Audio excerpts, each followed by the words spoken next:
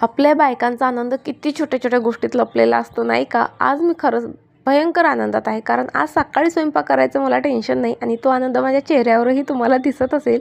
आज मस्त मसाला खिचडी केली, कारण आज आरोहीचे पप्पा गेलेले आहेत बाहेरगावी लग्नासाठी. सो असे चान्स मी सोडत नसते. अशा दिवशीनं मी स्वयंपाक सरळ स्किप करत असते. त्यानंतर डाळ आणि तांदूळ धुतलेत बघा. त्याचं जे पाणी असतं ते एक नंबर फर्टिलायझर असतं आपल्या प्लांटसाठी, कारण तसंही आता कडक उन्हाळा आहे, त्यामुळे इतर फर्टिलायझर आपण प्लांट्सला देऊ शकत नाहीत. तेव्हा असे फर्टिलायझर आपल्या प्लांटच्या ग्रोथसाठी खरंच खूप मदत करतात. चला, तोपर्यंत माझं जेवणही मस्त इथे बनून तयार झालेलं आहे. आणि आता एक गोष्ट बघा, म्हणजे आरोहीच्या पप्पांना एवढंच सांगितलं, घरातलं टरबूज संपलं तर एक नाही दोन नाही तर 6 टरबूज ते घेऊन आलेत.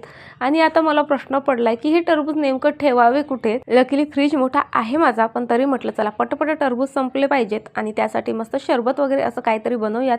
त्यासाठी टरबूजाचे मस्त बारीक काप केले, त्यामध्ये पुदिना, लिंबाचा रस, काळं मीठ, साधं मीठ, साखर घालायची आणि मिक्सरमधनं मस्त पेस्ट करायची आणि गाळून घ्यायची. बस झालं आपलं मस्त हेल्दी, थंडगार आणि रिफ्रेशिंग असं टरबूजाचं शरबत तयार. चला आता मी माझं शरबत एन्जॉय करते. बाय.